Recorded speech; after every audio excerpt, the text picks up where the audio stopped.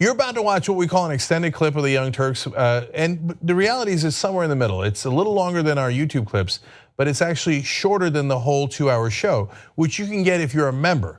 You can get it ad-free, and make sure you catch every news story we do that day. You're gonna love it as a full show.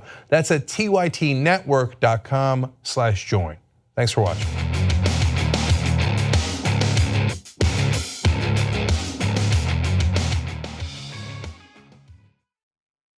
All right. And then that happened.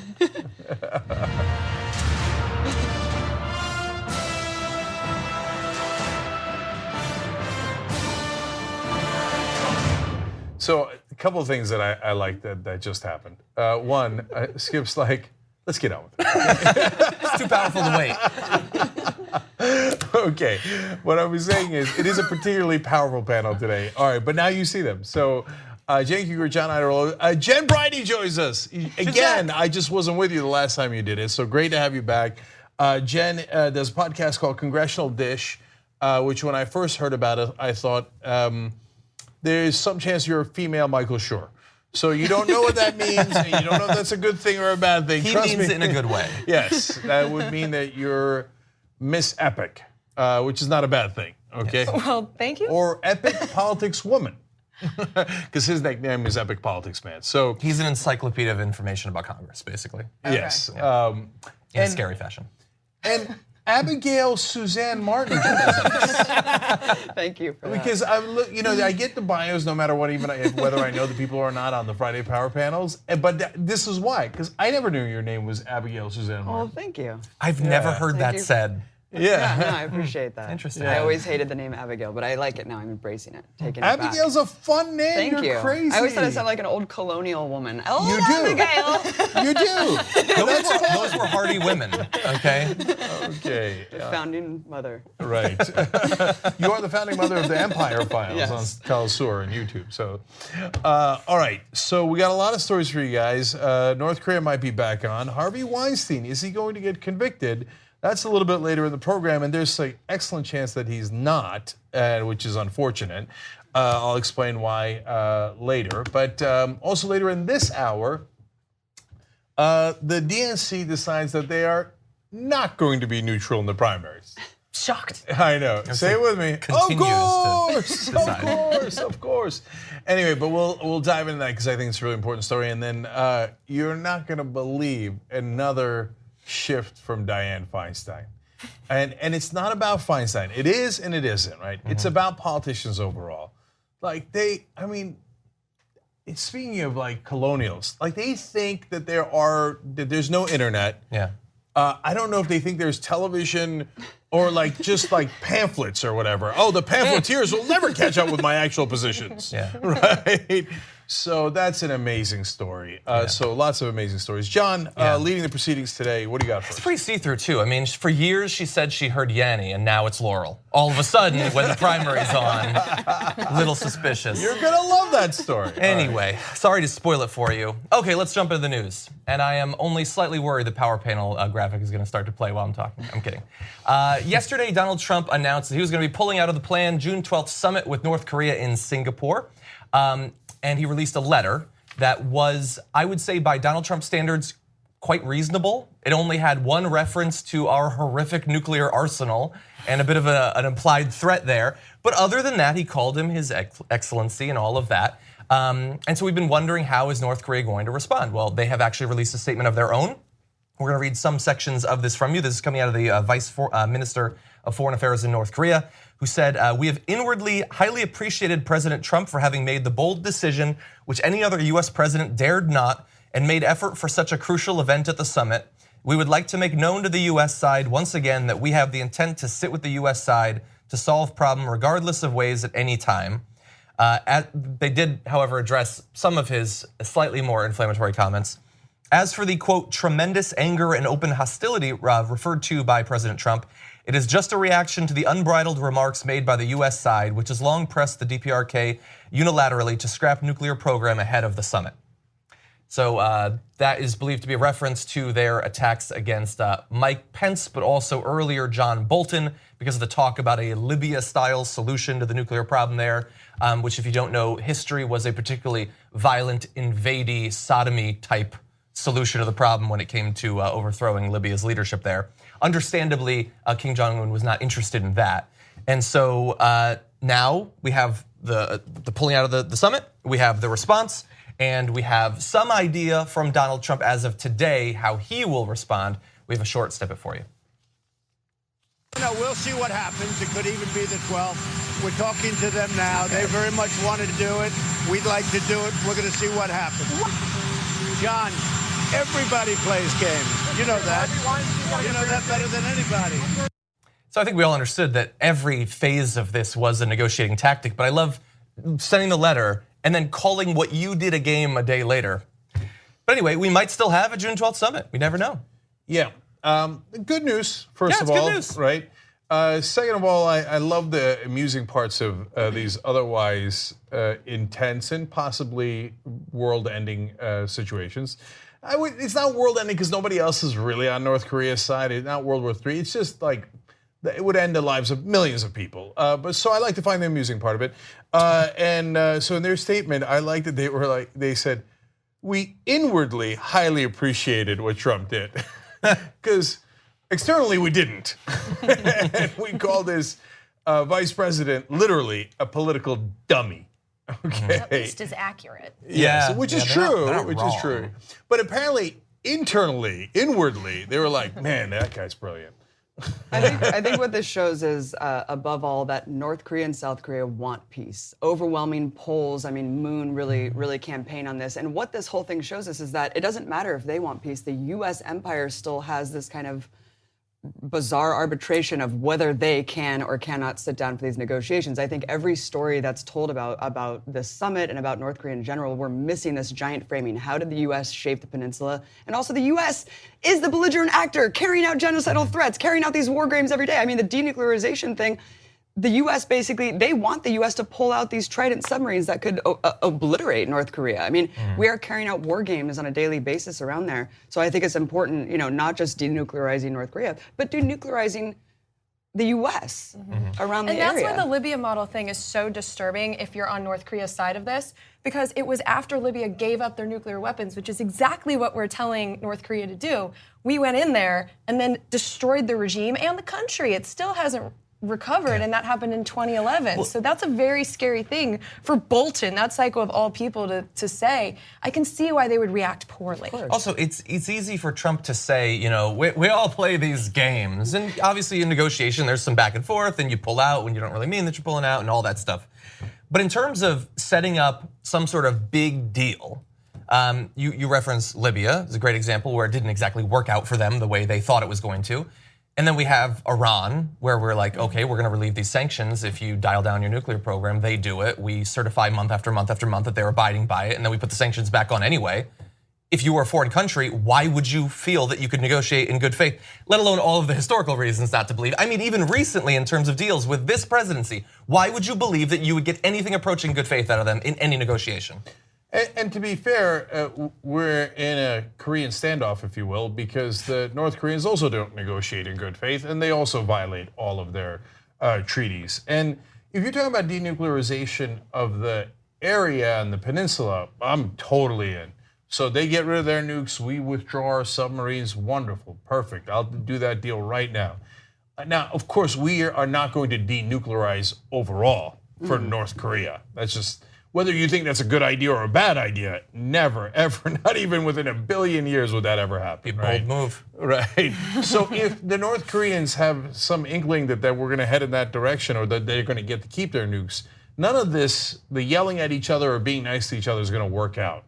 So if the idea is, though, get nukes out of that region, it could totally work out, and I hope that it does, and I'm encouraged by that. The thing I'm more encouraged by is, so far, it looks like today, on day whatever we're on, the palace coup has receded a little bit, because what John Bolton and Mike Pence did was in direct violation of Donald Trump's wishes. They went out there and tried to start a war. There's no other reason to mention the Libyan model unless you're trying to antagonize, not saying, hey, if you don't do a deal, we'll hit you. That we say that all the time. Obama said that, everybody says that, right? No, the Libyan model means if you do the deal, we're gonna kill you anyway. We need to talk about a relatively new show called the Republic, or UNFTR. As a Young Turks fan, you already know that the government, the media, and corporations are constantly peddling lies that serve the interests of the rich and powerful. But now there's a podcast dedicated to unraveling those lies, debunking the conventional wisdom. In each episode of the Republic, or UNFTR, the host delves into a different historical episode or topic that's generally misunderstood or purposely obfuscated by the so-called powers that be, featuring in-depth research, razor-sharp commentary, and just the right amount of vulgarity. The UNFTR podcast takes a sledgehammer to what you thought you knew about some of the nation's most sacred historical cows. But don't just take my word for it. The New York Times described UNFTR as consistently compelling and educational, aiming to challenge conventional wisdom and upend the historical narratives that were taught in school. For as the great philosopher Yoda once put it, you must unlearn what you have learned. And that's true whether you're in Jedi training or you're uprooting and exposing all the propaganda and disinformation you've been fed over the course of your lifetime. So search for UNFTR in your podcast app today and get ready to get informed, angered, and entertained all at the same time.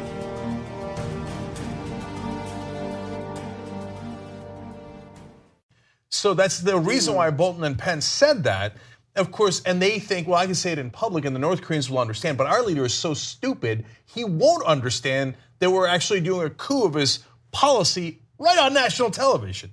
So I don't think that Trump got read into it, but at least right now he's saying, no, we're back on, we're back to, being friendly. So for now, Bolton and Pence have not succeeded in driving us to war, so that's great news.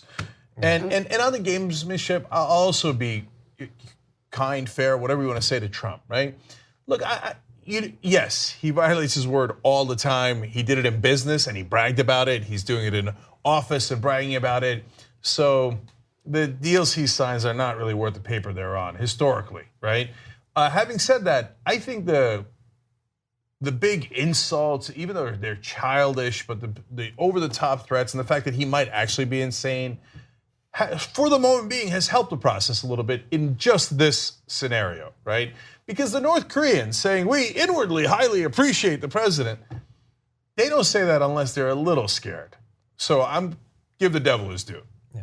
Yeah, I mean, what did we think was going to happen with John Bolton coming on board? I mean, this is a guy who wrote an op-ed, I think, for either the New York Times or the Washington Post, saying we need to preemptively attack North Korea first. I mean, that is insane. So yeah, Trump is a con artist. He talks out of both sides of his mouth. But like you said, I mean, there's people actively working for war with North Korea, and they're not going to let up easily. Plus, the defense contractor stock just plummeted after this peace deal was even declared. So there's a lot of pressures but Trump could have came out and reasserted that he wanted this. So he's, he got taken over. I don't know why they would start to panic over this. We've got Iran coming up. Yeah. I mean, you're gonna make a lot of money there. Yeah. It is interesting though to watch the people in the administration, because like Pompeo seems to actually be working towards a good result in North Korea, and James Mattis too came out this morning and he was like, we want this summit to happen, but then you have Bolton and Pence. It's just very interesting, this split, this dynamic between this side trying to get Trump to do one thing and this side trying to manipulate him. It's just this weird show, really. So Jen, that's a great point. And so that's the neocons versus other parts of the establishment that are slightly more sane, the Mattis of the world, who are like, look, I'm gonna be a defense contractor one day, but Iran's plenty, right? Let's not bite off more than we can chew. I know that doing war with Iran and North Korea at the same time, probably not a good idea. So that's the sane, terrible warmonger part of the administration versus the insane part, right? Yeah. But how's it going to wind up? How does this movie end? No one knows, partly because Trump is so easy to manipulate. You don't know if the neocons are going to win or the Mattis camp's going to win. And you don't know on which day they're going to win and which day they're going to be reversed. You don't know who the last person in the room is going to be. You don't know if the last thing the North Koreans say is going to be an insult or a compliment. And even after the deal is done, it's never really done because it's Trump. So you have to hope that they make a deal and then hold on for dear life. Yeah. Do you want to go to our first break? Sure. Okay, it's a little early, but we'll take the break. Well, we got a big block of some domestic politics. Yeah, and so not only are we going to do the DNC story, but more good news before we hit the bad news. That doesn't happen often. Congress does something positive. How's that for? You're not going to believe it when we come back. Thanks for listening to this podcast. You're only halfway through, so hold, stay right here. Just want to remind you, if you want to get all 5 segments of the Young Turks commercial free, these are just 2 of them. Every day we do it.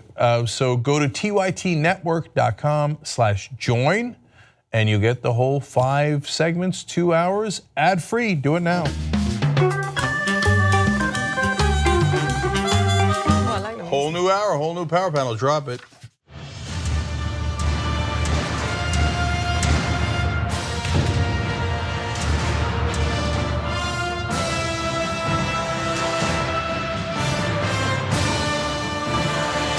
All right, we're going to do a bunch of things here. First, let me introduce the panel. Aida Rodriguez, fan favorite here. Melvin Robert joins us. Melvin, this is the first time we're doing it together. Yeah. So I know you do a lot of things, and I know you're on Access Hollywood, KTLA, Morning News, Lib TV, et cetera. But my favorite was 2 theater shows that you were in, plays. You were in Alex in Wonderland? Yes. Okay, that sounds fun. I don't know what's in it, but it's definitely That was the children's theater piece. Oh, okay. Yeah, the children's theater piece, all yeah. right. And the hot chocolate nutcracker. That could go in a lot Yes, of ways. it could go in a lot of different ways. It was a great show. Another children's theater piece. Oh, okay, all right. Phew. And Brett Erlich's going to present today. Good to have you, Brett. So let me read you guys some tweets. Before I do that, Dave reminded me, I was telling you about the tank tops that we got now. That's the summer sale. I forgot the sale part. It's actually 30% off. So if you go to shoptyt.com and you're getting these tank tops, 30% off. So make sure you check that out. Okay, now, some tweets that from the last hour. Tim Klein Jr. says, I know that you believe that Allison Hartson will make the runoff and face Dianne Feinstein. He says, I don't believe that, because Allison Hartson is just going to flat out win on June 2nd. Well, even if that was the case and she came in number 1, which would be astounding, she would still have to go to the runoff. You can't just win in California. The top 2 vote getters must advance, no matter what their party is, must advance to the general election. The Mathematician says it was truly terrific first hour power panel today, guys. Thanks. Wait till you get a load of the second hour power panel. Q music with a Q at the end on YouTube Super Chat says, come to PlayStation View. I just got that PlayStation View. Hold. You never know. We're going to be in a lot of places. We just got on YouTube TV, so this is on YouTube TV. But others might be coming, so I appreciate it. I like the Stabby 666. First of all, fun name. It's intense. Yeah, it attacks the trolls. It makes sense, give it his name. He says, I love all the little trolly kids here pushing up the view count and leaving channels like Alex Jones empty. Thanks for supporting TYT, kids. Nice. All right, fun for everybody. All right, Brett, what do you have for us? All right, we got a lot of shows, so let's get right into it. First, Harvey Weinstein was a big story this morning. Harvey Weinstein made his perp walk into the courthouse to post $1 million bail, which he essentially just dropped on the table and walked out. Harvey Weinstein, as a consequence of his this morning's activities, will be fitted with a GPS device because he has been charged with rape and he cannot leave the area of New York or Connecticut. The 66-year-old was charged with first and third degree rape for incidents in 2004 and 2013. Here's how it was described, the video we have, by the assistant district attorney. The charges here today are a result of months of investigation and deliberate analysis of the evidence and the law. That investigation revealed that this defendant used his position, money, and power to lure young women into situations where he was able to violate them sexually. Our investigation is ongoing, and we have encouraged other survivors to come forward. That little reaction that he had when he heard violate them sexually, it was like this weird little dismissive. What do you make of that moment? Yeah. I think he was just having a flashback to potted plants. Yeah, they got me. Yeah. His lawyer made some statements, which we pulled video of. Here is his lawyer, Benjamin Braffman, who his first statement was about essentially hinting at whether the jury will believe this and whether they can find the right kind of jury in his mind at all. Take a look. Many of these allegations are long overdue, quite frankly, having been made about events that are alleged to have occurred many years ago. They were not reported to the police at the time these events occurred, and I anticipate that the women who have made these allegations, when subjected to cross-examination, in the event we even get that far, that the charges will not be believed by 12 people, assuming we get 12 fair people who are not consumed by the movement that seems to have overtaken this case. So the movement that seems to have overtaken this case. All I have to say about him is Beetlejuice, Beetlejuice, Beetlejuice. Hope he disappears. What is it with the old school New York guys in the hair, right? It's amazing. Trump's doctor, Weinstein's lawyer, right? Anyway, some potential bad news here. I read a fairly persuasive article by Eloro Nanos on Law and Crime about how he might get away. So, of course, there's a million things that could happen between now and then, but our job's to analyze, right? So, first of all, let's also note a terrible thing that the lawyer said. He said, at TYT, we frequently talk about all the ways that big tech companies are taking control of our online lives, constantly monitoring us and storing and selling our data. But that doesn't mean we have to let them. It's possible to stay anonymous online and hide your data from the prying eyes of big tech. And one of the best ways is with ExpressVPN. ExpressVPN hides your IP address, making your activity more difficult to trace and sell to advertisers. ExpressVPN also encrypts 100% of your network data to protect you from eavesdroppers and cyber criminals. And it's also easy to install. A single mouse click protects all your devices. But listen, guys, this is important. ExpressVPN is rated #1 by CNET and Wired magazine. So take back control of your life online and secure your data with a top VPN solution available, ExpressVPN. And if you go to expressvpn.com/TYT, you can get 3 extra months for free with this exclusive link just for TYT fans. That's expressvpn.com/TYT. Check it out today. Harvey Weinstein didn't invent the casting couch. Yeah. Like, that's, in the court of public opinion, that's about as bad a thing as you can say. Like, what's the big deal? Everybody was raping the women that were coming in, right? But in the actual court, that might not be as bad as it sounds to us. So he's going to say, well, since it was such an industry standard that you would have to sleep for a job, it might have been that the women assumed that they were part of that process. Hence, it was not against their will. That it's in Hollywood, you must sleep for a job, and they are choosing to do that. That's going to be part of his case. Now, that's going to be hard to prove what was in people's heads. Now, a really important part of this case is that because of the statute of limitations, they could not charge Harvey Weinstein with lower crimes. They had to charge him with first-degree rape and first-degree sexual assault. And because the lower crimes, especially for the 2004 case, are too old. But good news in New York is that there is no statute of limitations on rape in the first degree. Now, the bad news is that means you have to prove the highest charge possible. And so, for example, in one of the cases, they say the woman felt intimidated and threatened.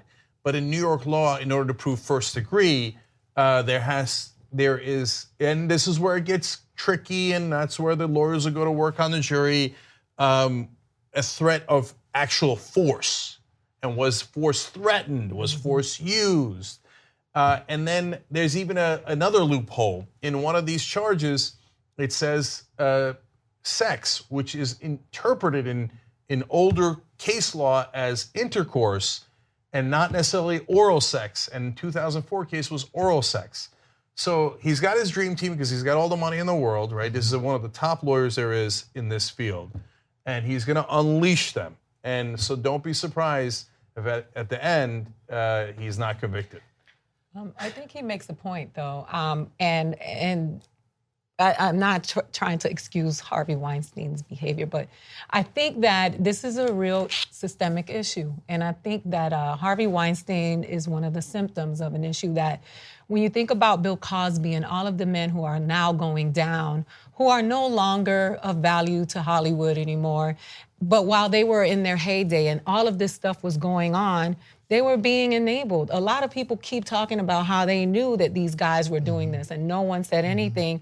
And I think that we really need to talk about the deeper problem, which is not just Harvey Weinstein, but there is a collection of people who believe that this behavior is acceptable, and there are people who watch it happen. This big sports agent, very big time, I was sitting at dinner with my friends, walked by me without knowing me, ran his hands through my hair. Yeah. And I went off on him.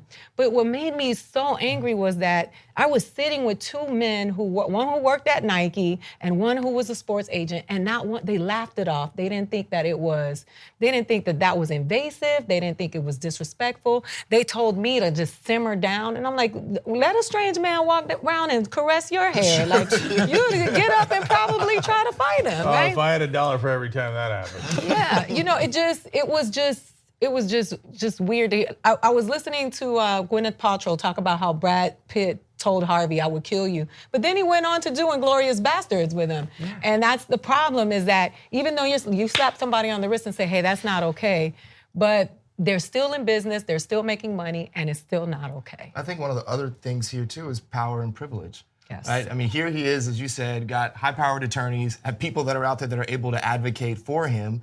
Now he gets off. He's able to post that $1 million bail. Not many people can do that. That's right. The Human Rights Watch, there was some research that was done, and they examined like 6 countries, and 70 to 80% of people who are arrested are not able to pay. So they're sitting in jail. And in California alone, nearly 63% of prisoners in the county jails have not been sentenced, but they're serving because they can't post bail. So that's the other part of this discussion as well, is the power and the privilege and who he is. I mean, we were talking before we came on about how Mr. Man was in first class. You know what I mean? Still flying first class a couple months ago. Yeah. So. Yeah.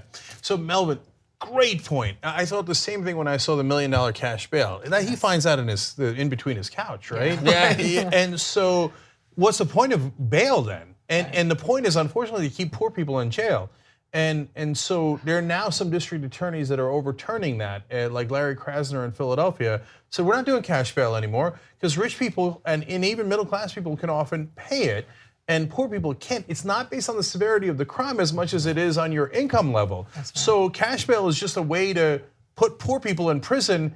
We don't even know that they did it. A lot of times it's like minor infractions or marijuana charges. Meanwhile, a guy who appears to be a serial rapist, allegedly a serial rapist, walks around as free as he can be because it's $1 million, which he's got easily. Mm-hmm. So, but that then led me to thinking, look, we don't know what's going to happen here in this case, and it's going to be tough because it's a little bit older and he's got great attorneys, et cetera.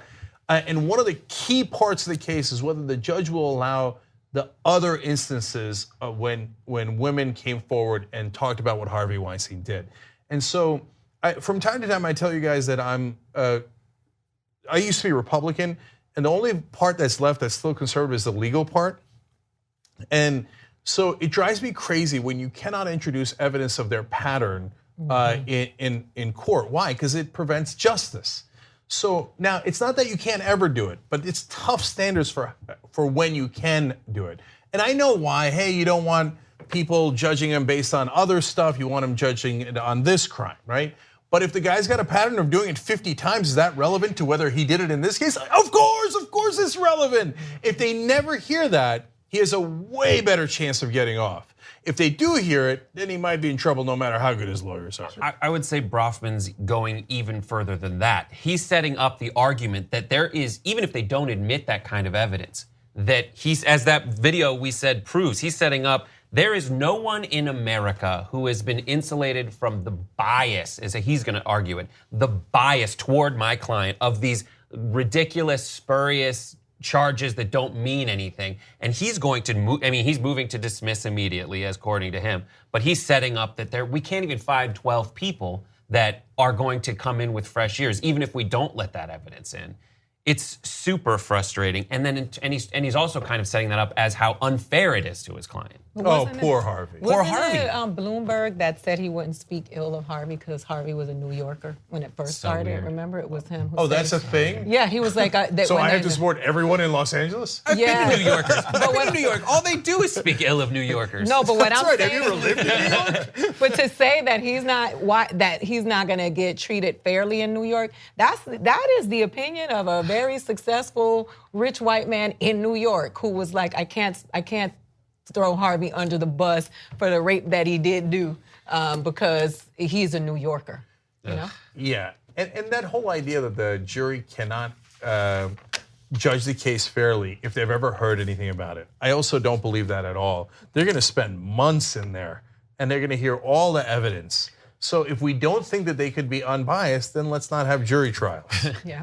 And is it unfair this is all unfair to Harvey. Harvey, you've done this, and dozens of women have accused you of this. You've gotten off scot-free for years with Oscars in your pocket in a city where everybody knew. Brad Pitt knew you were doing this. I think we've been more than fair to you for the last 20 years. Yeah. Sure. I mean, you had, some like 80 women that have come, but those are just the ones that have come forward, right?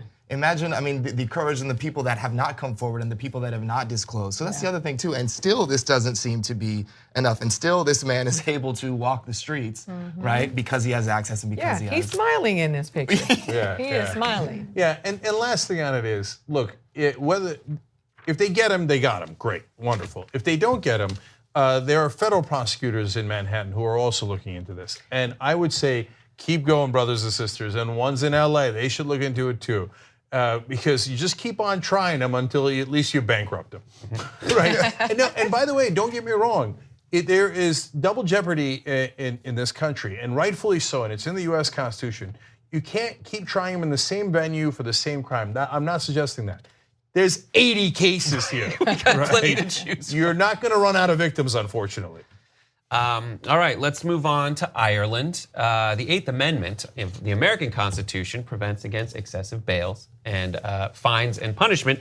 The Eighth Amendment in Ireland has outlawed abortion since 1983, but there is a referendum that went on today in Ireland. Polls closed at 10 o'clock p.m. 100,000 new people registered to vote for the express purpose of overturning that referendum and essentially legalizing abortion. And it has not been officially called, but according to the exit poll data, it's 68 or 69% in favor of overturning that ban on abortions, which had essentially made it so that the priorities of the life of the mother was on equal footing of the life of the fetus, and the only time you could have done it was in favor of saving the mother's life if it was at jeopardy. But that was a big turnout in Ireland today. What is the definition of fetus in Ireland? They were saying you can't do abortions. So, but because I know here, or because fetus is after 24, that's one of the arguments. It's the unborn child was how it was set up in Ireland. Even if this wins, and it looks like it's going to win, then they're going to do legislation. It's out of the Constitution then. Okay. And then they're going to do legislation. And that legislation is still not going to be liberal. You're only going to get to have an abortion the first 12 weeks, which is a tiny amount of time. You barely know you're pregnant in the first 12 weeks. Right. And then after that, they'll have different laws, so it's not as clear, and you'll have to take into account the life of the mother and the health of the mother, et cetera. And so they have not passed those yet if we get to that eventuality. But this was strident. No abortion under any circumstance at any time. Well, no, the reason why I asked, I know what a fetus is. I've had two that don't shut up now. But others saying is feed us, feed us. No, but that's the argument. When does life begin? When does it become a fetus or whatever? I'm all about women's rights. I don't regulate other people's morality. Whatever your decision about your body and your heaven and whatever it is, I'm all for it. But it just seems like Ireland is on a pathway to being more progressive and more liberal and letting people choose their lifestyles. And I think that we seem to be going backwards. Exactly. Yeah. And it's a little bit. They're on a roll. They just got gay, same-sex marriage. Yeah. They just got a gay That's right. prime minister. Yeah. I mean, they're doing it. Yeah. Yeah. They I like it. I like the snap. Had to represent. Yeah. there was a bunch of different initiatives in order to turn out the vote. There was a group of grandfathers that say yes, taking to the streets. And then there was a giant movement called #HomeToVote, where people who had moved away from Ireland, nationals who were living in, say, England or the continental Europe, they moved back. Here's a video from one of the groups called called Together for Yes. Here's a part of a video that they put together to raise awareness.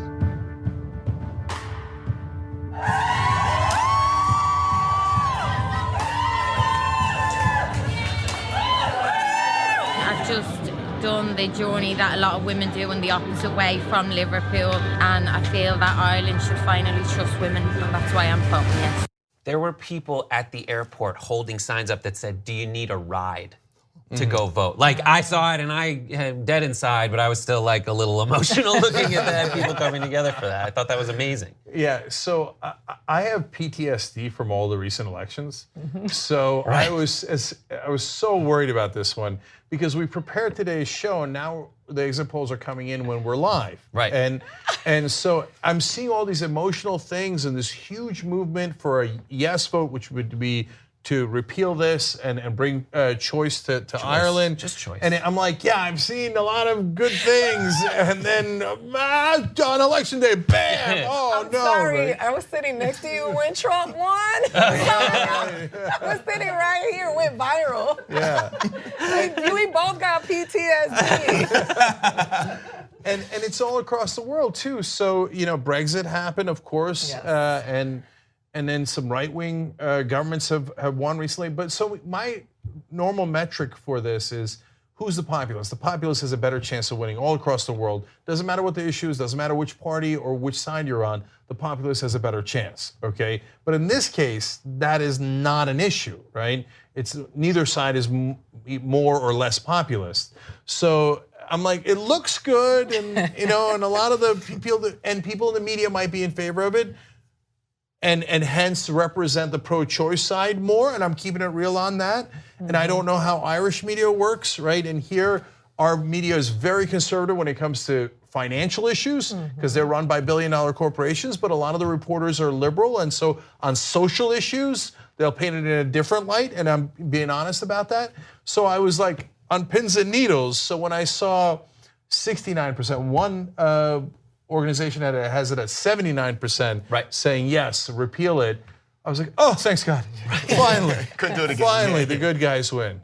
Yes, and it's a very Catholic country, Irish Catholic, and it's a big movement for a country that had this law. The only other comparable country in Europe to have a law like this is Malta.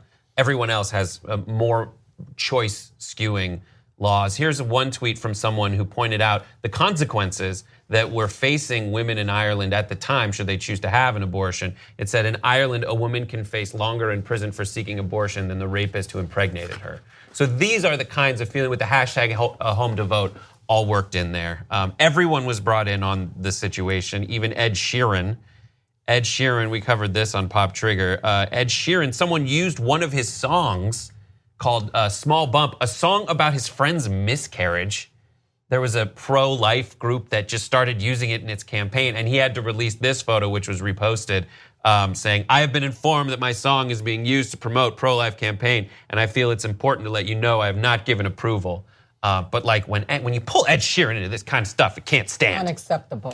Unacceptable. But again, these are just the exit poll data, and so we'll see. Keep following it. We reported this morning on the damage report, and it was just kind of in the ether. We didn't know what was going to happen because it was 40% for.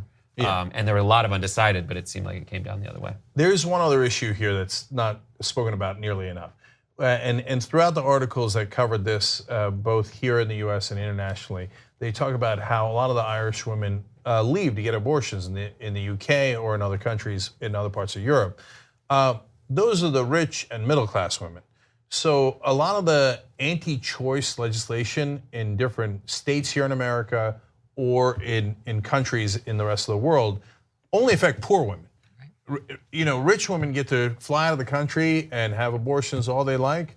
A Republican, they claim Briney, just paid $1.6 million. He says, I didn't know whether she had the abortion or not, wink, wink, but I paid her $1.6 million for it. When you're rich, there's a lot of ways to get abortions, right? But when you're poor, that's when you're crushed and the system crushes you and you get oppressed even further. So it's a double win if they've gone in the right direction here. And one last vestige of hope for us here in the United States, as we appear to be heading in the wrong direction while the rest of the world is going, generally speaking, in the right direction, especially Europe, right?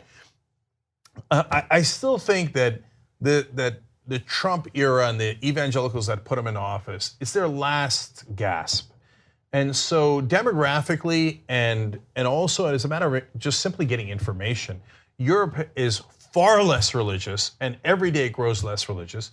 And America every day grows less religious. We started this show 16 years ago. Back then, only 4% of Americans, and look, it varies by polls, but in one poll that we covered, only 4% of Americans did not have any religion, right? Now that number is 24%, okay? And it grows and it grows and it grows. So these guys who hold on to ancient mythology, and they're not even correct about it, as I point out every time we talk about abortion, the Bible is actually pro-abortion. Read Numbers. It says that if you think your wife cheated on you, God says you should give her a toxic potion to give her a miscarriage. Okay, that is pro-abortion in the Bible. So you're not even right about the text. But that old mythology is slowly giving way to, very slowly, giving way to rationality. So I think we're going to win here as well. But it hasn't happened yet. Yeah. So Ireland, hold strong. Hopefully we'll join you soon. Yeah. We got to take a break. Yes. All right, and mind you, don't get me wrong, we are pro-choice in America, but every day they whittle it down and whittle it down. All right, we'll be right back. Thanks for watching what I hope was a lovely edition of the Young Turks.